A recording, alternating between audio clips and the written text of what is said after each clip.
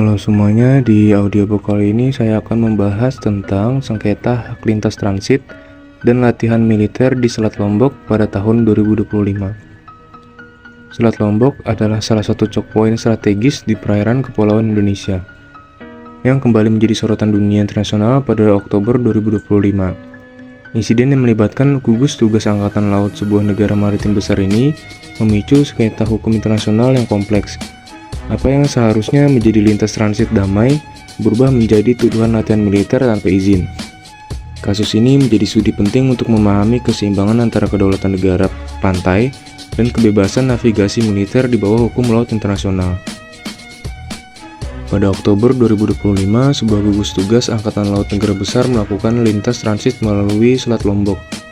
Selama pergerakan tersebut, mereka melaksanakan latihan peluncuran drone pengintai dan manuver taktis yang melibatkan helikopter anti kapal selam. Kapal-kapal tersebut terus bergerak maju, namun aktivitas di atas dan sekitarnya menimbulkan kekhawatiran. Pemerintah Indonesia segera merespon melalui nota diplomatik. Menurut Jakarta, tindakan tersebut sudah tidak lagi merupakan lintas transit yang damai. Aktivitas peluncuran drone dan manuver helikopter dianggap sebagai latihan militer yang dilakukan di dalam perairan kepulauan Indonesia. Oleh karena itu, hal tersebut memerlukan izin khusus dari Indonesia sebagai negara arkipelagik. Indonesia berargumen bahwa Selat Lombok termasuk dalam laut kepulauan yang berada di bawah kedaulatannya, meskipun hak lintas tetap diakui. Sebaliknya, negara yang terlibat membantah tuduhan tersebut. Mereka menyatakan bahwa aktivitas itu hanyalah bagian dari modus operandi normal kapal perang selama transit. Selama kapal terus bergerak secara kontinu dan ekspeditif, manuver taktis, peluncuran drone pengintai atau operasi helikopter dianggap sah sebagai bagian dari hak navigasi dan overflight dalam mode normal.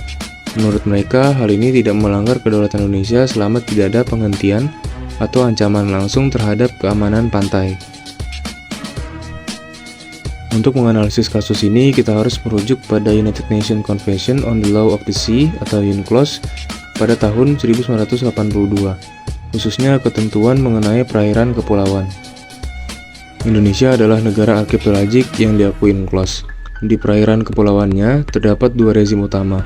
Pertama, Innocent Passage atau lintas damai, dan yang kedua Archipelagic Sea Lane Passage atau ASLP. Selat Lombok termasuk dalam Archipelagic Sea Lane 2 atau ALKI 2 yang merupakan jalur normal untuk navigasi internasional dari Samudra Hindia ke Laut Jawa dan seterusnya.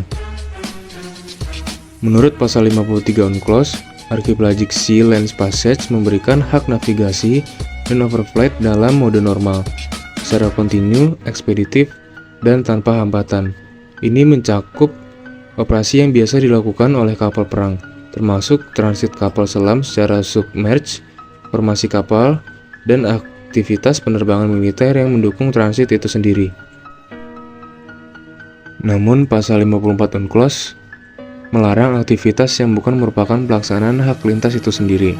Latihan militer yang intensif seperti peluncuran drone untuk pengintaian atau manuver helikopter anti kapal selam yang bersifat simulasi pertempuran dapat diinterpretasikan sebagai aktivitas yang prejudicial atau tidak sesuai dengan tujuan semata-mata transit. Perbedaan interpretasi muncul di sini. Indonesia melihat aktivitas tersebut sebagai latihan militer yang memerlukan persetujuan, sementara negara maritim besar mengklaimnya sebagai bagian tak terpisahkan dari normal mode transit. Dalam Innocent Passage di perairan teritorial atau archipelagic waters di luar sea lanes, pasal 19 UNCLOS secara eksplisit melarang only exercise or practice with weapons dan aktivitas pengumpulan informasi yang merugikan keamanan pantai.